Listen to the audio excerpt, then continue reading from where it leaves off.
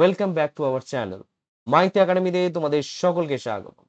আমি সোমনাথ মাইতি আর তোমাদের সামনে নিয়ে চলে এসেছি আবার একটি নতুন ভিডিও। তো আজকে আমরা যে বিষয় নিয়ে আলোচনা করব নিশ্চয়ই থাম্বনেল দেখে বুঝে গেছো। তো আজকে আমরা ক্লাস 10 এর রাসায়নিক গণনার কিছু গুরুত্বপূর্ণ প্রশ্ন নিয়ে আলোচনা করব। তো ভিডিওটি স্কিপ না করে প্রথম থেকে শেষ পর্যন্ত দেখবে এবং যদি ভিডিওটি ভালো লেগে থাকে তাহলে অবশ্যই ভিডিওটিতে লাইক এবং তোমার বন্ধুদের মধ্যে শেয়ার করে দিও। আর যদি চ্যানেলে নতুন হয় তাহলে অবশ্যই চ্যানেলটিকে সাবস্ক্রাইব করে রেখো এবং তার পাশে থাকা বেল আইকনটি ক্লিক করে রেখো, যাতে যখনই ভিডিওটা আপলোড করব তোমাদের কাছে সেই নোটিফিকেশনটি পৌঁছে যাবে। তো চলো শুরু করা যাক। হ্যাঁ, শুরু করার আগে আরেকটা কথা, যারা এই রাসায়নিক গণনা চ্যাপ্টারটির কনসেপ্টের ভিডিওটি দেখোনি এখনো পর্যন্ত, তারা আগে কনসেপ্টের ভিডিওটি দেখো, তারপরে এই ভিডিওটি দেখো, তাহলে তোমাদের বুঝতে সুবিধা হবে। অবশ্য লিংক আমি ডেসক্রিপশন বক্সে দিয়ে দেবো, সেখানে গিয়ে চেক করে নিও। তাহলে চলো শুরু করা যাক। তো ফার্স্টে আমরা একটু রিভিশন করে নিই। আমরা আগের ক্লাসে যা করেছিলাম তার কিছুটা যে মানে যেটা খুবই দরকার অঙ্কের জন্য সেটা একটু রিভিশন করে নিই। তো দেখো এখানে আমি একটা টেবিল দিয়েছি। তো এই টেবিলে কি দেওয়া আছে? মৌলের নাম দেওয়া আছে আর আরেকটা দেওয়া আছে পারমাণবিক গুরুত্ব। এটা গাণিতিক সমস্যার জন্য, অবশ্য আবারও বলছি গাণিতিক সমস্যার জন্য। কেন? কারণ গাণিতিক সমস্যা আমরা কোনো ডেসিমাল নাম্বার ইউজ করব না সেইভাবে। অত মানে একমাত্র এক ডেসিমাল প্লেস পর্যন্ত, ওয়ান ডেসিমাল প্লেস পর্যন্ত আমরা ইউজ করব, তার থেকে বেশি কিছু ইউজ করব না।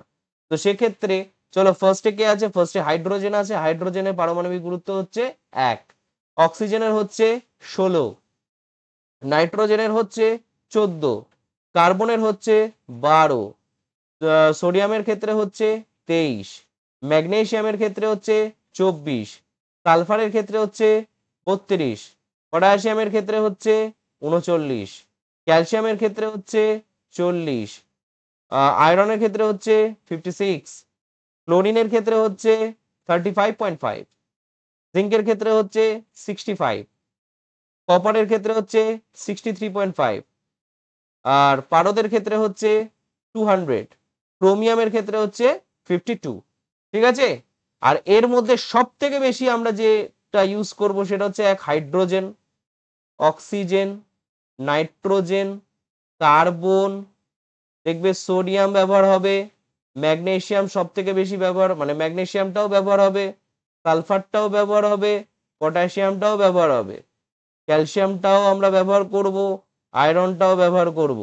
ক্লোরিনটা তো ভেরি ভেরি ইম্পর্টেন্ট। ক্লোরিন বিভিন্ন অঙ্কের ক্ষেত্রে খুব গুরুত্বপূর্ণ। জিঙ্কটা যদি অঙ্ক দেয় স্পেসিফিক্যালি, সেই অঙ্কের ক্ষেত্রে জিঙ্ক দেখবে থাকতেও পারে নাও থাকতে পারে, তো ওটা তখনই দেখা যাবে। তবে জিঙ্কটা মোটামুটি মনে রেখো। আচ্ছা, কপারটা ইম্পর্টেন্ট আছে। আচ্ছা, এই যে তোমার পারদ আর ক্রোমিয়ামটা, এটা খুব রেয়ার কেসে ইউজ হবে। রেয়ার কেসে বলতে এই ধরনের অঙ্ক খুব একটা বেশি দেয় না, বেসিক্যালি যেগুলো স্টার মারলাম সেগুলোর উপরেই অঙ্ক বেশি দেয়। তো চলো ফার্স্ট অঙ্কটা আমরা দেখে নিই। তো ফার্স্ট অঙ্কটা কি বলেছে? 84 গ্রাম ম্যাগনেসিয়াম কার্বনেটের সাথে লঘু HCl এর বিক্রিয়া ঘটালে 44 গ্রাম কার্বন ডাই অক্সাইড, 95 গ্রাম ম্যাগনেসিয়াম ক্লোরাইড আর 18 গ্রাম জল উৎপন্ন হয়। আচ্ছা, ভালো কথা। তাহলে এই ফার্স্ট লাইনটাকে আমরা একটু অ্যানালিসিস করি। আমরা যদি রাসায়নিক বিক্রিয়ার রেসপেক্টে দেখি, তাহলে প্রথমে আমরা ম্যাগনেসিয়াম ক্লোরাইড কেন বলছি, ম্যাগনেসিয়াম কার্বনেট, ম্যাগনেসিয়াম কার্বনেটের সাথে কে রিঅ্যাক্ট করছে? লঘু HCl। আর লঘু কথাটা আমি ইউজ করছি না এখানে, ঠিক আছে? তো সেখান থেকে কি উৎপন্ন হচ্ছে? ম্যাগনেসিয়াম ক্লোরাইড, ম্যাগনেসিয়াম ক্লোরাইড উৎপন্ন হবে, তার সঙ্গে কার্বন ডাই অক্সাইড উৎপন্ন হবে, আর তার সঙ্গে যেটা উৎপন্ন হবে সেটা হচ্ছে জল। Very very important. তাহলে কি কি উৎপন্ন হবে? ম্যাগনেসিয়াম ক্লোরাইড উৎপন্ন হবে, কার্বন ডাই অক্সাইড উৎপন্ন হবে, আর তার সঙ্গে উৎপন্ন হবে জল। তো এবারে আমরা কি করব? সমতা বিধান করে নেব। তো আগেই আমি বলে দিয়েছিলাম সমতা বিধান করতেই হবে। রাসায়নিক বিক্রিয়া গঠন করার পর সমতা বিধান করা খুবই গুরুত্বপূর্ণ। তাহলে চলো রাসায়নিক বিক্রিয়া সমতা বিধানে রেসপেক্টে দেখে নি একবার। তো আমরা যেটা দেখতে পাচ্ছি, প্রথমে ধাতব অংশ দেখবো না, প্রথমে অধাতব অংশ দেখবো। দেখো কার্বন, কার্বন মানে কার্বনেট পার্টটা দেখে নি। কার্বনেট পার্টের ক্ষেত্রে এখানে কার্বন দেখো রয়েছে, একটা, এখানেও কার্বন একটা রয়েছে, তাহলে অক্সিজেন 3টে রয়েছে, এখানে অক্সিজেন 3টেই রয়েছে, এখানে হাইড্রোজেন একটা রয়েছে, এখানে হাইড্রোজেন 2টো রয়েছে, তাই এখানে 2 বসিয়ে দেবো, তাহলে 2টো হাইড্রোজেন 2টো ক্লোরিন হয়ে গেল। তাহলে ক্লোরিন কি এখানে 2টো রয়েছে? ডেফিনেটলি 2টো রয়েছে। আর বাদ বাকিটা ম্যাগনেসিয়াম এখানে একটা, এখানে একটা রয়েছে, নো প্রবলেম, ব্যাস আমরা দেখে নিলাম। তো এবারে ঘটনা হচ্ছে সমতা বিধান তো হয়ে গেল, এবার আমাদেরকে কিন্তু পরবর্তী স্টেপে এগোতে হবে। দেখো পরবর্তী স্টেপ অনুযায়ী দেখতে গেলে 84 গ্রাম ম্যাগনেসিয়াম কার্বনেট HCl এর সাথে বিক্রিয়া ঘটালে 44 গ্রাম কার্বন ডাই অক্সাইড, 95 গ্রাম ম্যাগনেসিয়াম ক্লোরাইড আর 18 গ্রাম জল উৎপন্ন হয়। দেখো এই ধরনের অঙ্ক দিলে তোমাকে আর খাটতেই হবে না, তোমাকে আর খাটতে হবে না। 2+1 কি বলতে চাইছে দেখো, প্রথম যে প্রশ্নটা দিয়েছে এখান থেকে এই পর্যন্ত সেটার জন্য 2 মার্ক আছে, আর 1 মার্ক আছে হচ্ছে এই যে লাস্টের যে পার্টটা রয়েছে সেটার জন্য। তাহলে তাহলে প্রথম পার্টটাতে আমরা রাসায়নিক বিক্রিয়া অনুযায়ী এটা দেখতে পেলাম। এবারে আমরা যেটা দেখব যে কোনটা কত গ্রাম ইউজ করা হয়েছে। আমরা এখানে দেখতে পাচ্ছি 84 গ্রাম কিন্তু বেসিক্যালি ইউজ হয়েছে ম্যাগনেসিয়াম কার্বনেট। আর এই যে HCl টা আমি জানি না কতটা গ্রাম ইউজ করা হয়েছে, করার পর দেখা যাচ্ছে যে 95 গ্রাম ম্যাগনেসিয়াম ক্লোরাইড উৎপন্ন হয়েছে, তার সঙ্গে কার্বন ডাই অক্সাইড উৎপন্ন হয়েছে 44 গ্রাম, আর তার সঙ্গে 18 গ্রাম কিন্তু জল উৎপন্ন হয়েছে। ওকে, তাহলে ঠিক আছে, নো প্রবলেম, এই ব্যাপারটা বুঝে নিলাম। এখন কথা হচ্ছে দেখো আমরা একটা জিনিস জানি যে রাসায়নিক বিক্রিয়া কিন্তু ভরের নিত্যতা সূত্র মেনে চলে, অর্থাৎ বিক্রিয়কের মোট ভর বিক্রিয়াজাত পদার্থের মোট ভরের সমান বিক্রিয়কের মোট ভর বিক্রিয়াজাত পদার্থের মোট ভরের সমান। Very very important. তাহলে আমরা বিক্রিয়াজাত পদার্থের মোট ভর কত দেখে নিই। তাহলে বিক্রিয়াজাত পদার্থের মোট ভর, তাহলে বিক্রিয়াজাত পদার্থের মোট ভর কত পাচ্ছি। দেখো অঙ্কটাকে অনেক রকম ভাবে করা যায়, তো আমি একটা প্রসেসে করছি, দেখে নাও। 95 গ্রাম প্লাস 44 গ্রাম তার সঙ্গে 18 গ্রাম যোগ করো দেখিনি কত আসে। তাহলে আমরা দেখতে পাচ্ছি 8 4 12, 12 5 17 7, হাতে 1, 1 আর 1 2, 4 2 6, 9 6 15, ঠিক আছে, 157 গ্রাম। নেক্সট নেক্সট আমরা দেখতে পাচ্ছি বিক্রিয়ক পদার্থের মোট ভর কত। বিক্রিয়ক পদার্থের মোট ভরটাও তো 157 গ্রামই হবে, হ্যাঁ কিনা। তাহলে বিক্রিয়ক পদার্থের, তাহলে সুতরাং বিক্রিয়ক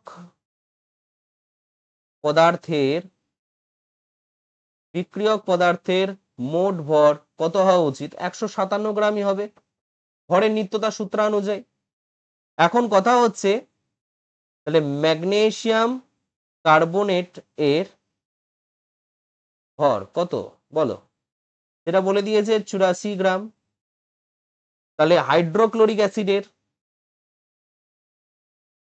ভর কত আছে, সেটা নিশ্চয়ই তোমার 157 তো টোটাল ছিল, সেখান থেকে যদি 84 গ্রাম বাদ দিয়ে দাও, 84 গ্রাম বাদ দিয়ে দাও, তাহলে কত পাচ্ছ, 73 পাচ্ছ না।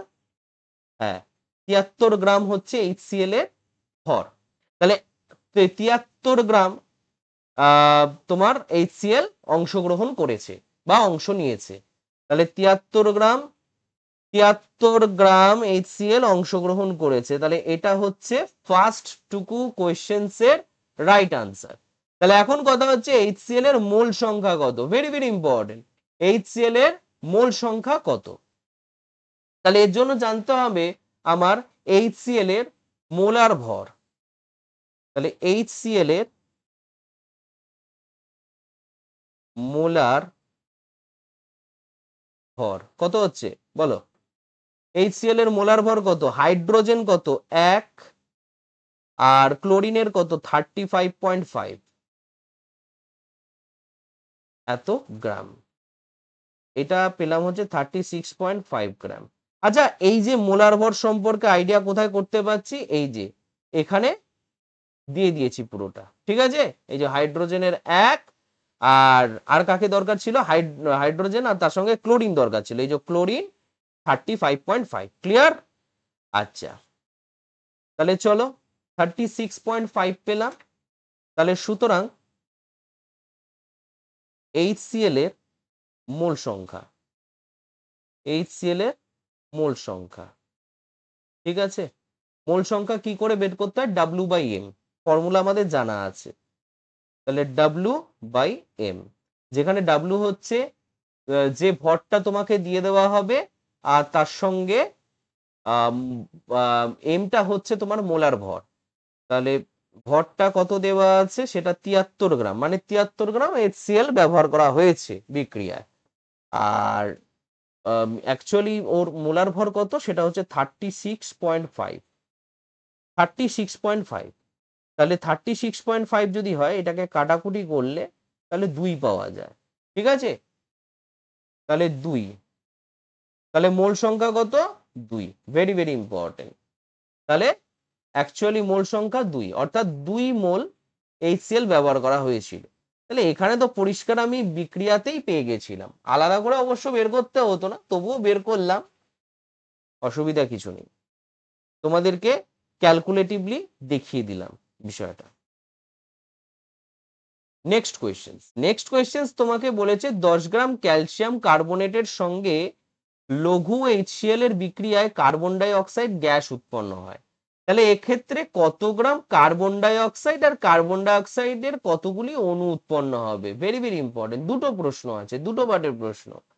একটা হচ্ছে তোমার কতটা কার্বন ডাই অক্সাইড উৎপন্ন হচ্ছে, আর কতগুলো অণু উৎপন্ন হচ্ছে কার্বন ডাই অক্সাইডের। প্রথমে আমরা রিয়াকশনটা দেখে নেব। ক্যালসিয়াম কার্বনেট আর তার সাথে হচ্ছে HCl বিক্রিয়া করছে, করে কি তৈরি করবে গো, ক্যালসিয়াম ক্লোরাইড, আর তার সাথে হচ্ছে তোমার কার্বন ডাই অক্সাইড উৎপন্ন করবে, আর তার সাথে হচ্ছে H2O উৎপন্ন করবে, তাই নয় কি। এবার আমরা একটু দেখি সমতা বিধান করে কি পাই। সমতা বিধানে আমি যেটা দেখতে পাবো, ক্যালসিয়াম একই রয়েছে, সেটা নিয়ে সমস্যা নেই। কার্বনও একটা একটা করেই রয়েছে, অক্সিজেন 3টে রয়েছে, এখানে 2টো আর একটা 3টে রয়েছে। এখানেও তাই দেখো, HCl এর ক্ষেত্রে হাইড্রোজেন একটা, আর এখানে হাইড্রোজেন 2টো রয়েছে। তাহলে 2 এখানে গুণ করে দিলাম, তাহলে 2টো হাইড্রোজেন হয়ে গেল, 2টো ক্লোরিন হয়ে গেল, এখানে দেখো 2টো ক্লোরিন আছে।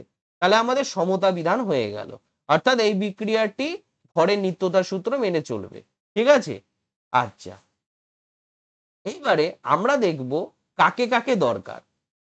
দেখবো হচ্ছে কাকে কাকে দরকার, ক্যালসিয়াম কার্বনেটকে দরকার আছে, আর তার থেকে উৎপন্ন কার্বন ডাই অক্সাইডকে দরকার আছে। তাহলে আমরা একটা জিনিস দেখতে পেলাম, দেখো 1 মোল ক্যালসিয়াম কার্বনেট থেকে আমরা কি উৎপন্ন করতে পারছি, 1 মোল কার্বন ডাই অক্সাইড, সিম্পল। তাহলে এখানে 1 মোল, পাশে যে নাম্বারটা থাকে সেটাই মোল নাম্বার। তাহলে 1 মোল ক্যালসিয়াম কার্বনেট থেকে আমরা 1 মোল কার্বন ডাই অক্সাইড উৎপন্ন করতে পারছি। তাহলে 1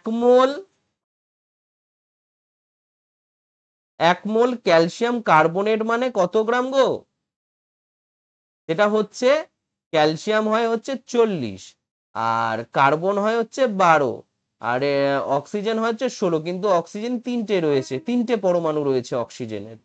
তাহলে 16 × 3, যেটা হলো হচ্ছে তোমার টোটাল 100, ঠিক আছে, 100 গ্রাম। আর 1 মোল কার্বন ডাই অক্সাইড, সেখান থেকে যেটা উৎপন্ন হবে, দেখো 1 মোল কার্বন ডাই অক্সাইড 44 গ্রাম হয়, বাট আমি তোমাদের করে দেখাবো। কার্বনের কত, কার্বনের হয় হচ্ছে 12, ঠিক আছে, আর অক্সিজেনের 16, 16 দুগুণে 32, তাহলে 32 + 12 কত হয় গো, 44 গ্রাম। তার মানে একটা জিনিস বুঝলাম, দেখো 1 মোল ক্যালসিয়াম কার্বনেট থেকে আমরা 1 মোল কার্বন ডাই অক্সাইড পাই। তাহলে এখন কথা হচ্ছে, বুঝলাম একটা জিনিস, যে 100 গ্রাম ক্যালসিয়াম কার্বনেট থেকে কার্বন ডাই অক্সাইড পাওয়া যায় 44 গ্রাম, সিম্পল। তাহলে আমাকে বলেছে যে 10 গ্রাম ক্যালসিয়াম কার্বনেট থেকে কত পরিমাণ কার্বন ডাই অক্সাইড পাবো। তাহলে 1 গ্রাম থেকে আমরা কত পাচ্ছি বলো কার্বন ডাই অক্সাইড, তাহলে 44/100 এত গ্রাম। আর তার সঙ্গে হচ্ছে 10 গ্রাম ক্যালসিয়াম কার্বনেট থেকে কার্বন ডাই অক্সাইড পাওয়া যায় 44/100 ইন্টু 10 এত গ্রাম। এই ক্যালকুলেশন যথেষ্ট ইজি, কাটাকুটি করে দাও, এখান থেকে দেখো 4.4 গ্রাম তোমরা কার্বন ডাই অক্সাইড পেয়ে যাচ্ছ। আমার প্রথম উত্তরটা হয়ে গেল। নেক্সট উত্তর হচ্ছে কি চেয়েছে, যে কতগুলি অণু উৎপন্ন হবে। দেখো আমি চাইলে খুব ইজিলি ব্যাপারটা বের করতে পারি। কিভাবে? দেখো আমরা বেসিক্যালি কি জানি যে 44 গ্রাম কার্বন ডাই অক্সাইডের মধ্যে কতগুলো কার্বন ডাই অক্সাইডের অণু থাকে, সেটা হচ্ছে 6.022 ইন্টু 10⁻23। কিন্তু আমার তো বের করতে হবে 4.4 গ্রামের ক্ষেত্রে। তাহলে আমরা একটা কাজ করব, দেখো 44 গ্রাম কার্বন ডাই অক্সাইড এর অনুসংখ্যা কত, এটা হচ্ছে 6.022 ইন্টু 10⁻23 এতগুলো। তাহলে 1 গ্রামের ক্ষেত্রে কত গো? 1 গ্রাম হচ্ছে 1/44 ইন্টু 6.022 ইন্টু 10⁻23। আর 4.4 গ্রাম কার্বন ডাই অক্সাইডের অনুসংখ্যা কত হবে? এটা হচ্ছে, একটু কালারটা চেঞ্জ করি তাহলে বুঝতে সুবিধা হবে, সেটা হচ্ছে 4.4 ডিভাইডেড বাই 44 ইন্টু 6.022 ইন্টু 10⁻23। তাহলে ক্যালকুলেশন করলে আমরা এখান থেকে যেটা পাবো, এই পয়েন্টটাকে তুলে এখানে বসিয়ে দিলাম, কাটাকুটি করলাম, এখানে 10 পেয়ে গেলাম। ঠিক আছে, তাহলে সেটা যদি হয় তাহলে 6.022 ইন্টু 10⁻22 হয়ে যাচ্ছে, কারণ এখানে আছে 10⁻23 আর নিচে 10 আছে, 10 উপরে উঠলো, 10⁻1 উপরে উঠলো, উঠে ওই সূচকের নিয়ম আমরা অঙ্কে করেছি না, ক্লাস 9-এ করেছি, ক্লাস 7-এ করেছি, সেখানে আমরা দেখেছিলাম কি 23 - 1 করতে হবে, তবে গিয়ে আমরা কিন্তু 6.022 ইন্টু 10⁻22 সংখ্যক কার্বন ডাই অক্সাইড পেয়ে যাব। কার্বন ডাই অক্সাইডের অনুসংখ্যা সেটাকেই বোঝাচ্ছে। আচ্ছা, এইটুকু ক্লিয়ার হলো। নেক্সট কোয়েশ্চেন হচ্ছে 36 গ্রাম ম্যাগনেসিয়াম অতিরিক্ত হাইড্রোক্লোরিক অ্যাসিডের সাথে বিক্রিয়া করলে উৎপন্ন ম্যাগনেসিয়াম ক্লোরাইড ও হাইড্রোজেন গ্যাসের ভর কত হবে বের করতে হবে। তাহলে দুটো জিনিস চেয়েছি, একটা হচ্ছে ম্যাগনেসিয়াম ক্লোরাইডের ভর কত, আর তার সঙ্গে হাইড্রোজেনেরই বা ভর কত। Very very important. তাহলে চলো আমরা ক্যালকুলেশনসটা করে নিই, তার আগে একটা সমতা বিধানযুক্ত সমীকরণ বের করি। তাহলে আমরা ম্যাগনেসিয়ামকে কার সাথে বিক্রিয়া করাচ্ছি গো? হাইড্রোক্লোরিক অ্যাসিডের সাথে বিক্রিয়া করাচ্ছি, করিয়ে আমরা যেটা পাবো ম্যাগনেসিয়াম ক্লোরাইড। ঠিক আছে, ম্যাগনেসিয়াম ক্লোরাইড পাবো, তার সঙ্গে আর কি পাচ্ছি? হাইড্রোজেন গ্যাস পাচ্ছি। এবার তোমাদের মাথায় এটা হয়তো আসছে যে আরে বিক্রিয়াগুলো করা হচ্ছে কিভাবে, বা বিক্রিয়ার যে সমীকরণটা এরকম হচ্ছে কিভাবে, ম্যাগনেসিয়াম ক্লোরাইড MgClও তো হতে পারতো, কেন MgCl2 হচ্ছে? এটারও একটা কিন্তু দারুণ ট্রিক্স আছে, এটা তোমরা ক্লাস 7-এ শিখেছো, তবুও বলে দিই, বলতো ম্যাগনেসিয়ামের যোজ্যতা কত? ম্যাগনেসিয়ামের যোজ্যতা তো 2, এটা তো সবাই জানে। আচ্ছা, ক্লোরিনের যোজ্যতা কত গো? ক্লোরিনের যোজ্যতা তো 1, এটাও সবাই জানে। তুমি একটা কাজ করো, তাহলে এর সাথে ক্রস মাল্টিপ্লিকেশনে তুমি যদি দেখো, তার মানে কি একটা ম্যাগনেসিয়াম, তুমি এইভাবে দেখবে যে এদের যে সমীকরণটা, মানে এদের যে সূত্রটা হবে, সেখানে মানে সূত্র বলতে কি ফর্মুলার কথা বলছি আর কি। তাহলে Mg কটা রয়েছে? একটা রয়েছে। ক্লোরিন কটা রয়েছে গো? ক্লোরিন দুটো, তাহলে Cl2। ক্লিয়ার? বুঝতে পারলে? আচ্ছা, তাহলে চলো আমরা বিক্রিয়াটির সমতা বিধান করি। কিছুই না, এখানে তোমার সিম্পল ভাবে হাইড্রোজেন দুটো রয়েছে, তাই এখানে 2 বসিয়ে দাও। ক্লোরিনও দুটো হয়ে গেল, এপাশে ক্লোরিন দুটো হয়ে গেল, ম্যাগনেসিয়াম তো একটা একটা করেই আছে, বাদ দাও। এবার শুরু করে দাও করা। দেখো 36 গ্রাম ম্যাগনেসিয়াম, তাহলে ম্যাগনেসিয়ামকে দরকার আছে, আর কি কি তৈরি হচ্ছে, ম্যাগনেসিয়াম ক্লোরাইড আর হাইড্রোজেন, মানে এই দুটোকেই দরকার আমার, এই দুটোকেই দরকার। তাহলে ম্যাগনেসিয়ামকে দরকার আছে, ম্যাগনেসিয়াম ক্লোরাইডকেও দরকার আছে, হাইড্রোজেনকেও দরকার আছে। তাহলে আমরা দেখব যে দেখো 1 মোল ম্যাগনেসিয়াম থেকে 1 মোল ম্যাগনেসিয়াম ক্লোরাইড তৈরি হলো আর 1 মোল হাইড্রোজেন গ্যাস তৈরি হলো। এটুকু ক্লিয়ার? তাহলে এইটুকু ক্লিয়ার যদি হয়ে থাকে, তাহলে সবার আগে যেটা করবে, তাহলে আমরা 1 মোল ম্যাগনেসিয়াম থেকে কি পেলাম, 1 মোল ম্যাগনেসিয়াম ক্লোরাইড, প্রথমে এটা দেখলাম। তাহলে 1 মোল ম্যাগনেসিয়াম মানে কত গ্রাম ম্যাগনেসিয়াম গো, 24 গ্রাম ম্যাগনেসিয়াম থেকে আমরা 1 মোল ম্যাগনেসিয়াম ক্লোরাইড পেলাম। তাহলে 1 মোল ম্যাগনেসিয়াম ক্লোরাইড মিন্স কি বোঝাচ্ছে, আমি এখানেই ক্যালকুলেশন করে দিলাম। ম্যাগনেসিয়ামের ক্ষেত্রে 24 প্লাস ক্লোরিন কত গো, 35.5 ইন্টু 2, এত গ্রাম ম্যাগনেসিয়াম ক্লোরাইড, এটা পাচ্ছি। তাহলে নেক্সট কেস কি হবে গো, 24 গ্রাম ম্যাগনেসিয়াম থেকে আমরা, আচ্ছা 24 প্লাস হচ্ছে 35.5 ইন্টু 2 কত হচ্ছে 70, 71, 71 প্লাস 24 কত হবে গো, 71 প্লাস 24 হবে 95। তাহলে 95 গ্রাম ম্যাগনেসিয়াম ক্লোরাইড পাচ্ছ, ঠিক আছে। তাহলে আমাকে দরকার কতটা, 36 গ্রাম ম্যাগনেসিয়াম থেকে। তাহলে 1 গ্রাম ম্যাগনেসিয়াম থেকে কতটা পরিমাণ পাচ্ছি আমি ম্যাগনেসিয়াম ক্লোরাইড, সেটা হচ্ছে 95/24 গ্রাম ম্যাগনেসিয়াম ক্লোরাইড। 36 গ্রাম ম্যাগনেসিয়াম থেকে তাহলে 36 ইন্টু 95 ডিভাইডেড বাই 24, এত গ্রাম ম্যাগনেসিয়াম ক্লোরাইড পাবো, ঠিক আছে। তাহলে ক্যালকুলেশনসটা এবার করি। 3 বারং 36 হয় গো, আর 12 দুগুণে 24 হয়। তাহলে এখান থেকে আমরা কি পাচ্ছি গো, 95 ইন্টু 3 কত হয়, 3 5 15, 5 হাতে 1, 3 নং 27, 27 1 28 ডিভাইডেড বাই 2, এখান থেকে পাবো কত, এটা তো এত গ্রাম পাচ্ছি, যাই হোক এটা ইজ ইকুয়াল টু কত, 2 একে 2, 4 দুগুণে 8, 2 দুগুণে 4, 1 মানে 0.5 হবে। তাহলে 142.5 গ্রাম ম্যাগনেসিয়াম ক্লোরাইড পেয়ে গেলাম আমরা।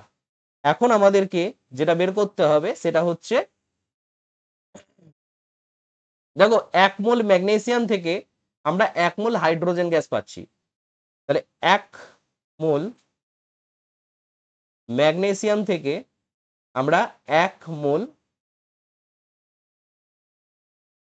হাইড্রোজেন গ্যাস পাবো, তাই না। তাহলে 1 মোল ম্যাগনেসিয়াম মিন্স হচ্ছে, বলেই দিয়েছিলাম 24 গ্রাম ম্যাগনেসিয়াম থেকে 1 মোল হাইড্রোজেন গ্যাস মানে হচ্ছে 2 গ্রাম হাইড্রোজেন গ্যাস, ঠিক আছে। তাহলে আমাকে বের করতে হবে সেই 36 গ্রাম ম্যাগনেসিয়াম থেকে।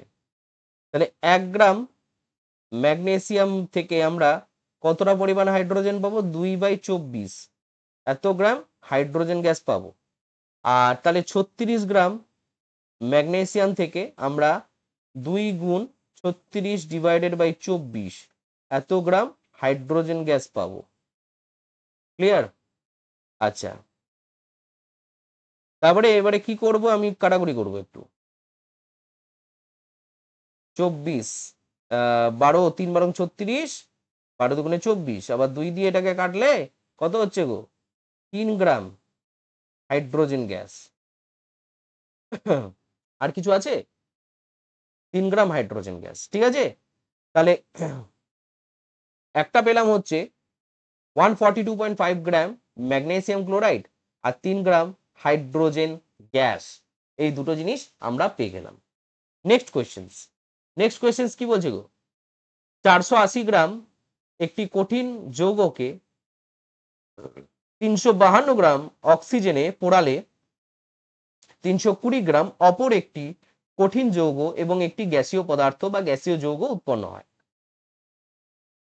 গ্যাসীয় যৌগটির বাষ্প ঘনত্ব 32 হলে কত মোল গ্যাসীয় যৌগটি উৎপন্ন হয়েছে? এটা কিন্তু এমপিতে এসছে, ঠিক আছে, মাধ্যমিক পরীক্ষা 2023। ওকে, তাহলে চলো দেখে নি। খুবই সোজা প্রশ্ন, মাধ্যমিকে তো তোমরা জানোই খুবই সোজা প্রশ্নই দেয়। ও তোমরা জানো না, তোমরা তো পরীক্ষা দাওনি, জানবে কোথা থেকে? হ্যাঁ, তোমরা প্রিভিয়াস ইয়ার্স প্রশ্ন দেখে বুঝতে পেরেছো। যাই হোক, জাস্ট জোকিং। চলো, তাহলে আমরা একটা জিনিস দেখো, দেখতে পেলাম, দেখো একটা কঠিন যৌগ, একটি কঠিন যৌগ আমি যদি সমীকরণের আকারে সাজাই, তাহলে কঠিন যৌগ, কঠিন যৌগের সাথে কাকে যুক্ত করছি? অক্সিজেনকে যুক্ত করছি। খুব ভালো কথা, অক্সিজেন যুক্ত করছি। পরে কি পাচ্ছি গো? আরো একটা কঠিন যৌগ পাচ্ছি, আরেকটি কঠিন যৌগ পাচ্ছি।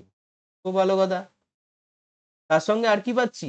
আর একটি গ্যাস পাচ্ছি, গ্যাসীয় যৌগ, গ্যাস, যা খুশি বলতে পারো, গ্যাস পাচ্ছি। আমি গ্যাসটা জানি না, অবশ্য জানি দহন করলে ডেফিনেটলি তোমার কার্বন ডাই অক্সাইড উৎপন্ন হয়, সো ওইটা নিয়ে প্রবলেম নেই কিছু। তো এখানে গ্যাস বলেছে, আমি গ্যাসও বলবো।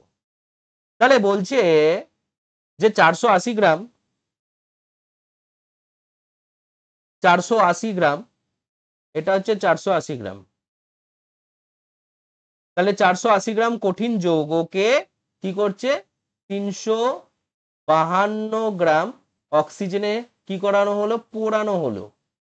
পোড়ানো হলে 320 গ্রাম আরেকটি কঠিন যৌগ উৎপন্ন হবে, এবং আমি জানি না কতটা পরিমাণ গ্যাস উৎপন্ন হবে, কিন্তু উৎপন্ন হবে কিছু একটা। সেই কনসেপ্ট যে ভরের নিত্যতা সূত্র, একটাই কনসেপ্ট, ভরের নিত্যতা সূত্র। এই বিক্রিয়ক পদার্থের মোট ভর ইজ ইকুয়াল টু বিক্রিয়াজাত পদার্থের মোট ভরের সমান। তাহলে কিভাবে ক্যালকুলেশনসটা হবে? তাহলে লক্ষ্য করো, তাহলে আমরা লিখবো কি এখন? আমরা লিখবো যে বিক্রিয়ক পদার্থে বা বিক্রিয়কের মোট ভর কত পাচ্ছি? 480 প্লাস 352 কত হবে এখান থেকে? আমরা দেখতে পেলাম এখানে 2, তারপরে হচ্ছে 3, তারপরে হচ্ছে 8 এত গ্রাম। তাহলে বিক্রিয়কের মোট ভর পেয়ে গেলাম। তাহলে বিক্রিয়াজাত পদার্থের ক্ষেত্রে আমরা লক্ষ্য করো তাহলে বিক্রিয়াজাত পদার্থে যে গ্যাসের যে ভরটি রয়েছে সেটা কত? তাহলে বিক্রিয়াজাত পদার্থে তো অলরেডি 320 গ্রাম কঠিন যৌগ উৎপন্ন হয়ে গেছে। আমি যদি ভরের নিত্যতা সূত্র মেনে চলি, তাহলে গ্যাসের ক্ষেত্রে কত হবে? গ্যাসের ক্ষেত্রে জানি না, তাহলে গ্যাসের ভর কত হবে এখান থেকে? তাহলে বিক্রিয়াজাত পদার্থ গ্যাসটির বা গ্যাসীয় যৌগের মোট ভর কত হচ্ছে? মোট ভর ওর, দেখো এপাশে যদি বিক্রিয়কের মোট ভর 832 গ্রাম হয়, তাহলে এইটুকু শিওর থাকো বিক্রিয়াজাত পদার্থের মোট ভরটাও কিন্তু 832 গ্রাম হবে। 832 গ্রামের মধ্যে 320 গ্রাম কিন্তু কঠিন যৌগ উৎপন্ন হয়ে গেছে। তাহলে আর কতটা পরিমাণ গ্যাসীয় যৌগ উৎপন্ন হবে? তাহলে এটা মাইনাস করে দিলে কাজ হয়ে যাবে। 2, 1 আর এদিকে 5, 512 গ্রাম গ্যাস উৎপন্ন হবে। 512 গ্রামের গ্যাস উৎপন্ন হবে, বা গ্যাসীয় যৌগের মোট ভর হচ্ছে 512 গ্রাম, ঠিক আছে। আচ্ছা, যে গ্যাসীয় যৌগটি উৎপন্ন হয়েছে তার বাষ্প ঘনত্ব বলে দিয়েছে 32। খুব ভালো কথা। এবার গ্যাসীয় যৌগের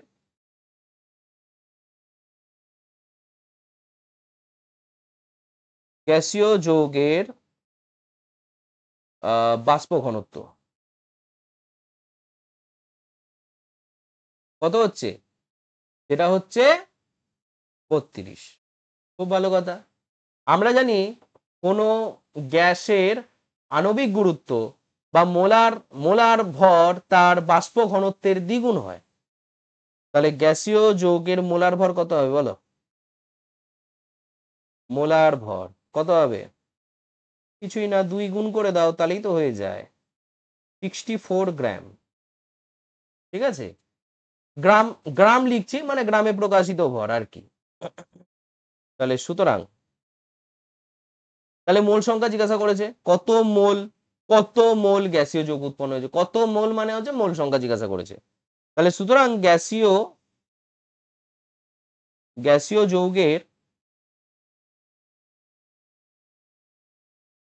যৌগের মোল সংখ্যা কত হবে? কত হবে?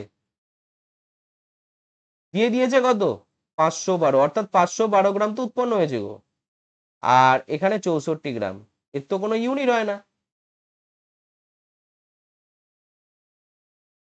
তাহলে ক্যালকুলেট করো, তাহলেই তো হয়ে যাবে 8।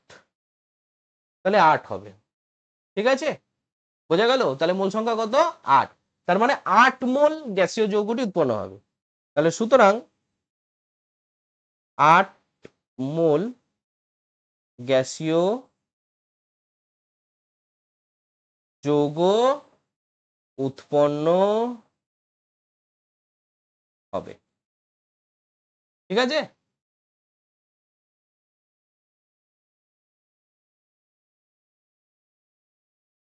ঠিক আছে।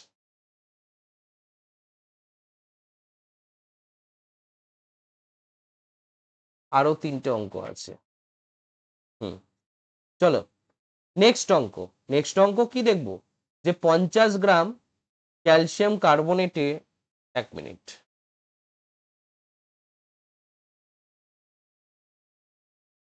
ঠিক আছে,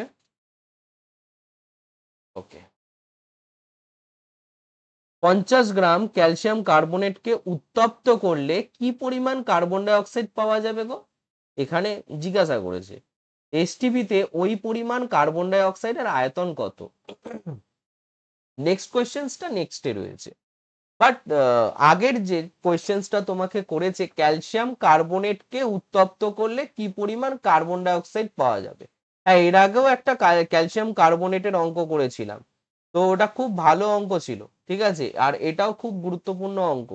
ঠিক আছে, চলো অঙ্কটা করি, খুব ভালো অঙ্ক।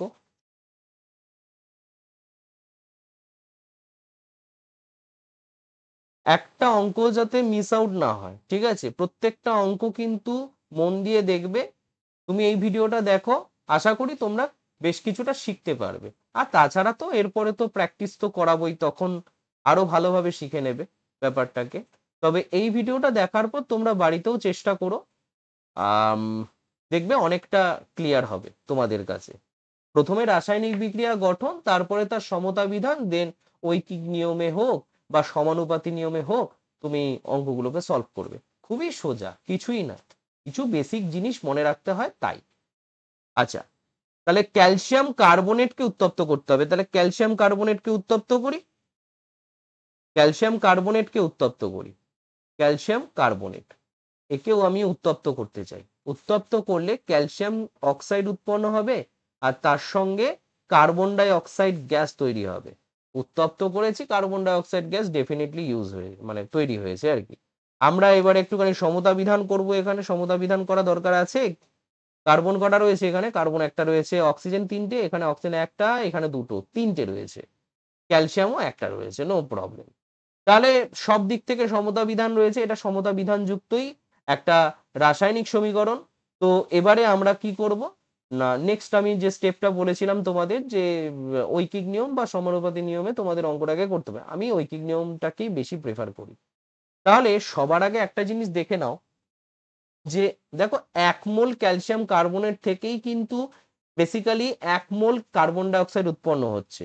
তাহলে 1 মোল, এই অ্যানালিসিসটা সবার আগে করে নেবা, তারপরে গিয়ে ঐকিক নিয়ম অ্যাপ্লাই করা হয়ে যাবে। তাহলে 1 মোল ক্যালসিয়াম কার্বনেট থেকে আমরা কি করছি না, 1 মোল কার্বন ডাই অক্সাইড উৎপন্ন করছি। তাহলে 1 মোল ক্যালসিয়াম কার্বনেট মানে কত? 1 মোল ক্যালসিয়াম কার্বনেট মানে, দেখো ক্যালসিয়াম কার্বনেটের ক্যালকুলেশন আমি আগে করে নিয়েছি কোনো একটা অঙ্কে, তো সেই জন্য আর করছি না। তো 100 গ্রাম ক্যালসিয়াম কার্বনেট থেকে আমরা 1 মোল কার্বন ডাই অক্সাইড পাচ্ছি, মানে 44 গ্রাম কার্বন ডাই অক্সাইড পাওয়া যায়। ঠিক আছে? আচ্ছা, খুব ভালো কথা। তাহলে 1 গ্রাম ক্যালসিয়াম কার্বনেট থেকে আমরা 44/100 এত গ্রাম কার্বন ডাই অক্সাইড পেলাম। তাহলে আমাকে জিজ্ঞাসা করেছে 50 গ্রাম। তাহলে 50 গ্রাম ক্যালসিয়াম কার্বনেট থেকে আমরা কতটা পরিমাণ কার্বন ডাই অক্সাইড পাবো? 44 × 50 ডিভাইডেড বাই 100 এত গ্রাম কার্বন ডাই অক্সাইড পাবো। তাহলে এটাকে একটু ক্যালকুলেট করে নিই, কাটাকুটি করে। 50 দুগুণে হয় 100, 2 দিয়ে এটাকে কাটলে হয় 22। তাহলে কত পাচ্ছি? 22 গ্রাম কার্বন ডাই অক্সাইড। ক্লিয়ার? 22 গ্রাম কার্বন ডাই অক্সাইড আমার ফার্স্ট উত্তর বেরিয়ে গেল। কি পরিমাণ কার্বন ডাই অক্সাইড পাওয়া যায়? তাহলে সেটা উত্তর হবে কত? 22 গ্রাম কার্বন ডাই অক্সাইড পাওয়া যায়। এবার নেক্সট কেস হচ্ছে এসটিপিতে ওই পরিমাণ কার্বন ডাই অক্সাইডের আয়তন কত? তাহলে নেক্সট কেস যেটা বলেছে এসটিপিতে ওই পরিমাণ কার্বন ডাই অক্সাইডের আয়তন কত। ঠিক আছে? তাহলে আগে আমাদের জানতে হবে এসটিপিতে 1 মোল কার্বন ডাই অক্সাইড মানে 22.4 লিটার। এটা সবার আগে জানতে হবে আয়তনটা। তাহলে 1 মোল কার্বন ডাই অক্সাইড মানে মাথায় রাখতে হবে 44 গ্রাম কার্বন ডাই অক্সাইড, মানে হচ্ছে সেখান থেকে পেলাম 22.4 লিটার এর আয়তন। ক্লিয়ার? আমি ইকুয়াল টুই দিই, সমস্যা কিছু নেই। যেহেতু প্রথম লাইনে আমি ইকুয়াল দিয়েছি, এখানেও ইকুয়াল দেব। তাহলে এসটিপিতে 1 গ্রাম কার্বন ডাই অক্সাইড মানে 22.4 ডিভাইডেড বাই 44 এত লিটার। ক্লিয়ার? আচ্ছা, তাহলে এসটিপিতে কতটা বেরিয়েছে আমার কার্বন ডাই অক্সাইড? 22 গ্রাম। তাহলে 22 গ্রাম কার্বন ডাই অক্সাইড মানে 22.4 ইন্টু 22 ডিভাইডেড বাই 44 এত লিটার। এবার ক্যালকুলেট করব, ক্যালকুলেট করে দেখো কি পাই। 22 দুগুণে হয় 44, যেটাকে কাটাকুটি করলাম 11.2। তাহলে এখান থেকে আমরা পেয়ে গেলাম 11.2 এত লিটার। ঠিক আছে? 11.2 এত লিটার। তাহলে এর এই পরিমাণ মানে 22 গ্রাম কার্বন ডাই অক্সাইডের আয়তনটা আমরা এখান থেকে পেয়ে গেলাম। তাহলে নেক্সট উত্তরটাও আমরা পেয়ে গেলাম। তাহলে নেক্সট কোয়েশ্চেন কি বলছে? লোহার সাথে লঘু H2SO4 এর বিক্রিয়ায় হাইড্রোজেন উৎপন্ন হয়। আবার লোহার সাথে স্টিমের বিক্রিয়ায় হাইড্রোজেন গ্যাস উৎপন্ন হয়। খুব ভালো কথা। তাহলে দুটো কেসে আমার হাইড্রোজেন গ্যাস উৎপন্ন হয়। তাহলে একটু দেখে নিই আমরা ক্যালকুলেশনটা। 1 নম্বর যে সমীকরণটা ছিল সেখানে কি ছিল? লোহার সাথে অর্থাৎ Fe, লোহা মিন্স হচ্ছে Fe, তার সাথে H2SO4 এর বিক্রিয়া হয়েছে। বিক্রিয়া হওয়ার ফলে কি উৎপন্ন হয়েছে? FeSO4 plus H2। হ্যাঁ, হাইড্রোজেন গ্যাস উৎপন্ন হয়েছে। খুব ভালো কথা। আচ্ছা, আর তাহলে এখানে আমরা যেটা দেখবো বেসিক্যালি যে লোহার সাথে লঘু H2SO4 বিক্রিয়া হওয়ায় হাইড্রোজেন উৎপন্ন হয়েছে। তো আমার কথা হচ্ছে কি থেকে মানে কি উৎপন্ন হয়েছে, কোথা থেকে? লোহা থেকে হাইড্রোজেন উৎপন্ন হয়েছে। তাহলে লোহাকে দরকার, হাইড্রোজেনকে দরকার। তাহলে তার আগে আমি একটু দেখে নিই সমতা বিধান আছে কিনা। H2 হচ্ছে দুটো রয়েছে, সালফার একটা রয়েছে, SO4 একটা রয়েছে, আয়রন একটা। ঠিক আছে, এটা হচ্ছে তোমার সমতা বিধান যুক্ত সমীকরণ। তাহলে চলো আমরা একটুখানি ভেঙে নি ব্যাপারটাকে। তাহলে দেখো আয়রনের ক্ষেত্রে ওর যে মোলার ভর কত? মোলার ভর হচ্ছে 56। তাহলে 56 গ্রাম, তাহলে 56 গ্রাম আয়রন থেকে 56 গ্রাম আয়রন থেকে আমরা কত গ্রাম হাইড্রোজেন পাবো? দেখো 1 মোল ছিল, এটাও 1 মোল ছিল। ওই লাইনটা আর লেখা হয়নি, যাই হোক এটা আর মোছার দরকার নেই। তো দেখো তাহলে 1 মোল হাইড্রোজেন উৎপন্ন হচ্ছে, 1 মোল হাইড্রোজেন মানে 2 গ্রাম হাইড্রোজেন উৎপন্ন হবে, 2 গ্রাম হাইড্রোজেন উৎপন্ন হবে। ঠিক আছে, তাহলে 1 মিনিট অ্যারো চিহ্ন দিই, দেখতে ভালো লাগবে। তাহলে 56 গ্রাম আয়রন থেকে আমরা 2 গ্রাম হাইড্রোজেন গ্যাস পাই। ঠিক আছে, তাহলে 1 গ্রাম আয়রন থেকে কতটা পরিমাণ হাইড্রোজেন গ্যাস পাবো? ও বাই দ্য ওয়ে, এটাকে একটু ঘুরিয়ে লিখতে হবে। কেন? এখানে হাইড্রোজেনকে হাইলাইট করেছে আর চেয়েছে হচ্ছে আয়রনকে। তাহলে চলো, তাহলে 1 মোল হাইড্রোজেন গ্যাস পাওয়া যায়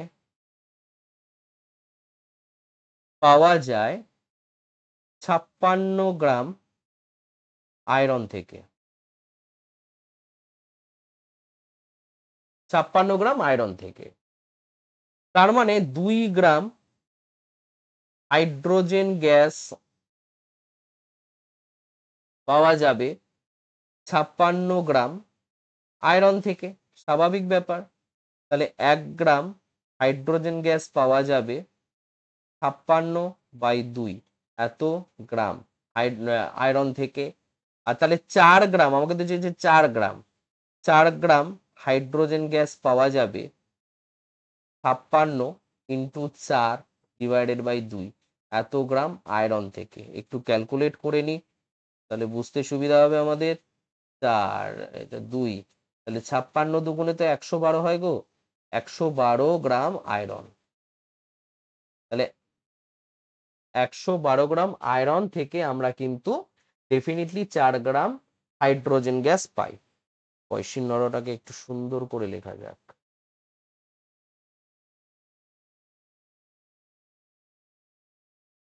ঠিক আছে, চলো এবার একই রকম ভাবে সেকেন্ড একটা ইকুয়েশন তৈরি করব আমরা। সেকেন্ড ইকুয়েশনটা কি বলছে? যে স্টিমের সাথেও তো লোহা বিক্রিয়া করছে, স্টিমের সাথে বিক্রিয়া করে যদি, তাহলে ফর্মটা এরকম হবে, আয়রনের সাথে দেখো স্টিমের বিক্রিয়া H2O, H2O স্টিমের সাথে আয়রনের বিক্রিয়ায় কি উৎপন্ন হয়? স্টিম যখন বলেছে মানে বুঝতেই পারছো, এখানে Fe3O4 উৎপন্ন হবে, very very important. Fe3O4 plus H2 এটা উৎপন্ন হবে। ঠিক আছে, আমরা একটু সমতা বিধান করে নিই, তাহলে করতে সুবিধা হবে আমাদের। তাহলে 3টে আয়রন আর অক্সিজেন এখানে কটা রয়েছে গো? টোটাল 4টে রয়েছে, আমি এখানে 4 বসিয়ে দিলাম। তাহলে হাইড্রোজেন 8টা হয়ে গেল, তাহলে এখানেও 4 বসিয়ে দাও। তাহলে 8টা হাইড্রোজেন হয়ে গেল, আর অক্সিজেন হয়ে গেল 4টে, আর আয়রন হয়ে গেল 3টে। ওকে, আচ্ছা ফেরিক অক্সাইড উৎপন্ন হবে আর কি, এটার নাম হচ্ছে ফেরিক অক্সাইড, আর কিছু না। আমি এখানে লিখে দিচ্ছি Fe3O4, এটাকে আমরা বলি ফেরিক অক্সাইড।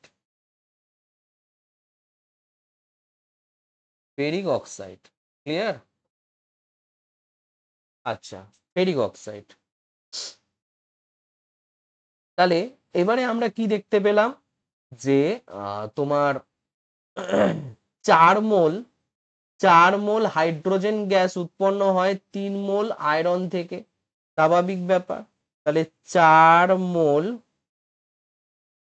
হাইড্রোজেন উৎপন্ন হয় 3 মোল আয়রন থেকে। খুব গুরুত্বপূর্ণ একটা জায়গা। তাহলে 4 মোল মানে কত গ্রাম? 4 মোল মানে 8 গ্রাম, কারণ 1 মোল মানে 2 গ্রাম হাইড্রোজেন হলে 4 মোল মানে 8 গ্রাম হাইড্রোজেন গ্যাস উৎপন্ন হয়।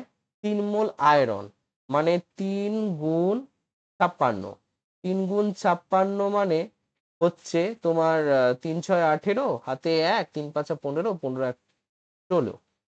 তাহলে এত গ্রাম আয়রন।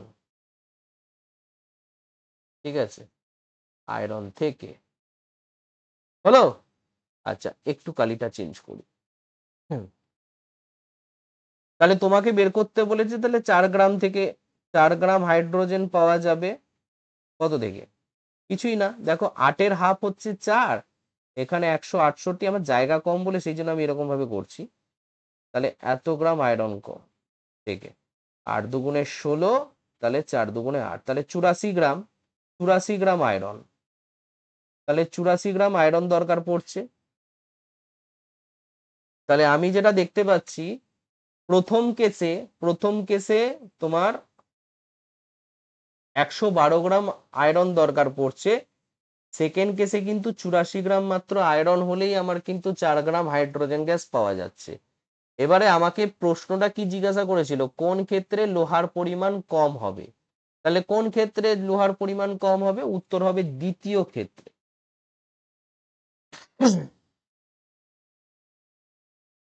তাহলে আয়রন যখন স্টিমের সাথে বিক্রিয়া করবে, স্টিমের সাথে বিক্রিয়া করে তখন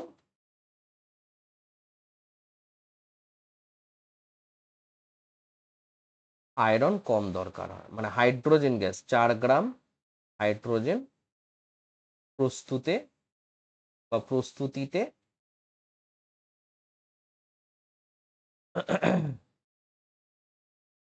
কম পরিমাণ আয়রন দরকার।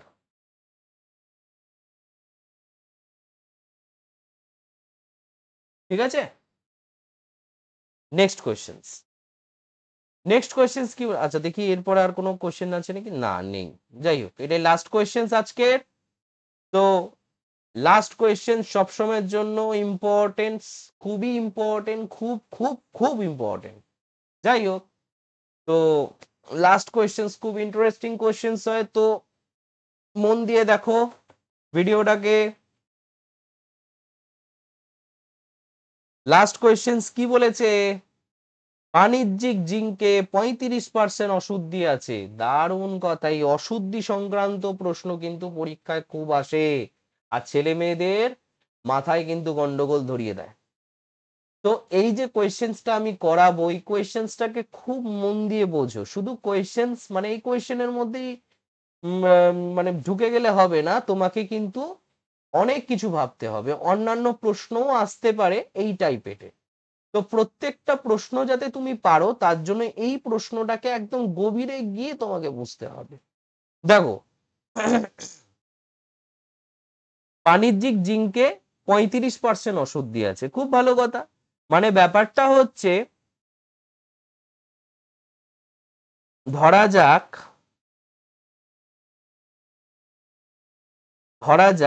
100 গ্রাম জিঙ্কে 100 গ্রাম জিঙ্কে অশুদ্ধি আছে,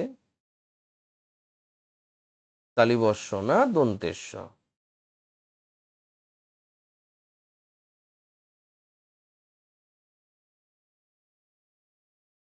অশুদ্ধি আছে কতটা? 35%, মানে হচ্ছে 35 গ্রাম। তাহলে তাহলে 100 গ্রাম জিঙ্কে বিশুদ্ধ জিঙ্ক কতটা থাকবে? বিশুদ্ধ জিঙ্ক কতটা থাকবে? 100 থেকে যদি 35 বাদ দেওয়া হয় তাহলে হবে হচ্ছে 65 গ্রাম। তাহলে 100 গ্রাম জিঙ্কে বিশুদ্ধ জিঙ্ক কতটা রয়েছে? 65 গ্রাম জিঙ্ক রয়েছে। তাহলে আমাকে বলছে এইরূপ 50 গ্রাম জিঙ্কে 50 গ্রাম জিঙ্ক কতটা ইউজ করেছে। তাহলে 50 গ্রাম জিঙ্কে দেখে নিই আমরা। তাহলে 1 গ্রাম জিঙ্কে বিশুদ্ধ জিঙ্ক কতটা থাকবে? 65/100 এত গ্রাম। তাহলে 50 গ্রাম জিঙ্কে বিশুদ্ধ জিঙ্ক কতটা থাকবে? 65 গুণ 50/100 এত গ্রাম। তাহলে একটু কাটাকুটি করি, 50 দুগুণে 100, এটাকে যদি কাটি তাহলে 32.5 আসছে, 32.5 গ্রাম। ক্লিয়ার? আচ্ছা, এটুকু ক্লিয়ার হয়ে গেল যে 50 গ্রাম জিঙ্কে 32.5 গ্রাম বিশুদ্ধ জিঙ্ক আছে। তো এখন একটা কি করব, বলছে 50 গ্রাম জিঙ্কে অতিরিক্ত পরিমাণ পাতলা সালফিউরিক অ্যাসিড, পাতলা সালফিউরিক অ্যাসিড না, লঘু সালফিউরিক অ্যাসিডের সাথে বিক্রিয়া ঘটালে কি পরিমাণ হাইড্রোজেন গ্যাস উৎপন্ন হবে। আমি জানি যে কোনো ধাতুর সাথে যদি H2SO4 এর রিয়াকশন ঘটানো হয় সে হাইড্রোজেন গ্যাস উৎপন্ন করবেই, এটা আমরা খুব ভালো করেই জানি। তো আমরা একটু রিয়াকশনসটা দেখে নিই। তাহলে রিয়াকশনসটা কি ছিল, জিঙ্ক কার সাথে বিক্রিয়া করছে, H2SO4 এর সাথে বিক্রিয়া করবে লঘু হয়ে, সেখান থেকে পাবো হচ্ছে জিঙ্ক সালফেট, আর তার সাথে পাবো হচ্ছে হাইড্রোজেন গ্যাস। আমরা একটু সমতা বিধানটা দেখে নিই, দেখলাম সমতা বিধান যুক্তই রয়েছে। তো এখন কথা হচ্ছে 50 গ্রাম জিঙ্কে অতিরিক্ত পরিমাণ পাতলা সালফিউরিক অ্যাসিডের সাথে বিক্রিয়া ঘটালে কি পরিমাণ হাইড্রোজেন গ্যাস উৎপন্ন হবে। তাহলে এখানে জিঙ্ক দরকার আর তার সঙ্গে হাইড্রোজেন গ্যাস দরকার, তাই তো? তাহলে আমি দেখো 1 মোল জিঙ্ক থেকে 1 মোল হাইড্রোজেন গ্যাস উৎপন্ন হয়েছে। তাহলে একটা জিনিস আমরা বুঝছি যে 1 মোল জিঙ্ক থেকে 1 মোল হাইড্রোজেন, 1 মোল হাইড্রোজেন গ্যাস পাওয়া যায়, ঠিক আছে? 1 মোল জিঙ্ক মানে কতটা, 65 গ্রাম, 65 গ্রাম জিঙ্ক থেকে 1 মোল হাইড্রোজেন মানে 2 গ্রাম হাইড্রোজেন, 2 গ্রাম হাইড্রোজেন গ্যাস পাওয়া যাবে, ঠিক আছে? আচ্ছা, এবার আমার দরকার হচ্ছে বিশুদ্ধ মানে পিওর 32.5 গ্রাম। দেখো তোমরা এই ভুলটা করতে যেও না যে 50 গ্রাম জিঙ্ক, এখানে 50 গ্রাম যেটা দিয়েছে না, এটা অশুদ্ধ বিশুদ্ধ মিলিয়ে টোটাল যে জিঙ্কটা হচ্ছে সেই জিঙ্কের কথা বলেছে, কিন্তু তোমাকে এফেক্টিভলি যতটা পরিমাণ জিঙ্কের রেসপেক্টে ক্যালকুলেশন করতে হবে সেটা হচ্ছে 32.5 গ্রাম। তাহলে 1 গ্রাম জিঙ্ক থেকে তাহলে 2/65 এত গ্রাম হাইড্রোজেন গ্যাস পাওয়া যাবে। তাহলে আমরা কি করব, 50 গ্রাম জিঙ্কের সাথে বলেছে, তার মানে 50 গ্রাম জিঙ্কে বিশুদ্ধ জিঙ্ক কতটা রয়েছে আমি বিশুদ্ধ হিসাবেই করব, কারণ এই যে কেমিক্যাল যে ক্যালকুলেশনস যখন করে থাকি কোনো বিক্রিয়ার রেসপেক্টে তখন বিশুদ্ধ রেসপেক্টে আমরা করি। তাহলে এটা 35.5 গ্রাম জিঙ্ক থেকে 2 গুণ 35 মানে 32.5, 35 কোথা থেকে পেলাম, যাই হোক ঠিক আছে, ওটা কোইন্সিডেন্টলি বলে ফেলেছি, এত গ্রাম হাইড্রোজেন গ্যাস পাওয়া যাবে। তাহলে এবারে ক্যালকুলেশনটা করব, 32.5 আর গুণ 2 যদি করি আমি 65 পেয়ে যাব। তাহলে এখান থেকে আমরা পেলাম হচ্ছে 1 গ্রাম হাইড্রোজেন, 1 গ্রাম হাইড্রোজেন গ্যাস, তাহলে এটাই আনসার হচ্ছে। তাহলে 1 গ্রাম হাইড্রোজেন গ্যাস কিন্তু আমরা পেয়ে গেলাম। যে এই যে এখানে জিজ্ঞাসা করেছে কি পরিমাণ হাইড্রোজেন গ্যাস পাওয়া যাবে, 50 গ্রাম যদি জিঙ্কে অতিরিক্ত পরিমাণ পাতলা সালফিউরিক অ্যাসিড বিক্রিয়া করানো হয় তাহলে কত পরিমাণ হাইড্রোজেন গ্যাস উৎপন্ন হবে, সেটা হচ্ছে মাত্র 1 গ্রাম হাইড্রোজেন গ্যাস উৎপন্ন হবে। দেখি আর কোনো কোয়েশ্চেন্স আছে নাকি, না আর কোনো কোয়েশ্চেন্স নেই। তাহলে আজকের ভিডিওটা এই পর্যন্তই থাক, তাহলে পরবর্তী ভিডিওতে আমরা সমতা বিধান নিয়ে আলোচনা করব। আর সমতা বিধান মানে বুঝতেই পারছো কোথাও না কোথাও ক্লাস 9টাও রিলেট থাকবে। তো ততক্ষণের জন্য stay tune, and after all thanks for watching.